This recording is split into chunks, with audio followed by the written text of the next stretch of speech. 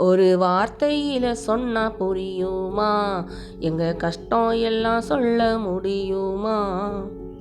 நடந்த கதை நாட்டுல சின்ன சின்ன பாட்டுல சொல்லிதான் புரிய வைக்க எழுதுறேன் நான் ஏட்டுல.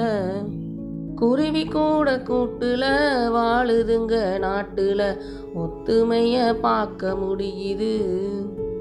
தமிழனாக இருந்து வந்து தமிழகத்துல பிறந்து வந்து தமிழன் என்று சொல்லுங்க. தலை நிமிந்து நில்லுங்க. தலை நிமிந்து நிக்க ஒரு உரிமை இல்லைங்க.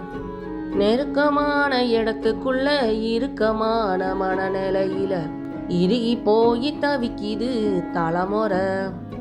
நல்ல வழிய காட்ட இல்ல ஒரு ஒத்துமை.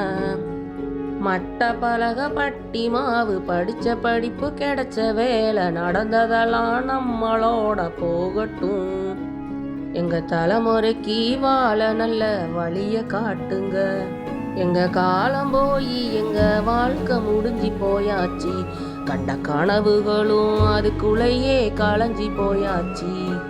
புது வாழ்க்கை கிடைக்கணும் வளரும் தலைமுறைக்கு.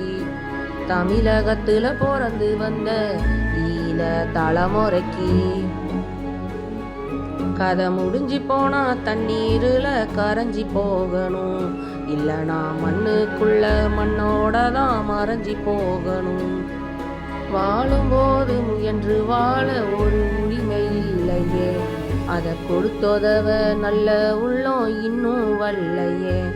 இறைவன் வந்தாரா? இறங்கி வந்தாரா? குடி உரிமை கொடுக்க வேணாம்னு சொல்லி திரும்பி போனாரா? கடவுள் போல மனிதர்களை நம்பி இருக்கிறோம். கலந்து பேசி கருணையோட நல்ல முடிவு எடுக்கணும். இறுதி வரைக்கும் இருப்போன்னு உறுதியோட சொல்லுவாங்க. அவங்களுக்கு கொடுத்தா போதும். மனித உரிமை இருக்குது நாட்டுல. அந்த உரிமை இல்லையா? கொடுக்க மனசும் வல்லையா? அப்துல் கலாம் கனவு காண சொன்னாரு. அப்துல் கலாம் கனவு காண சொன்னாரு. ஈழ தமிழனுக்கு கனவுக்கு ஒரு எல்லை இல்லையா?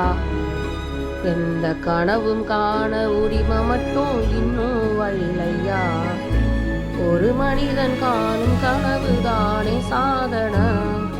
அவன் மறைஞ்ச பின்னும் நிலச்சி நிற்கும், அதுதான் வெற்றி பாட.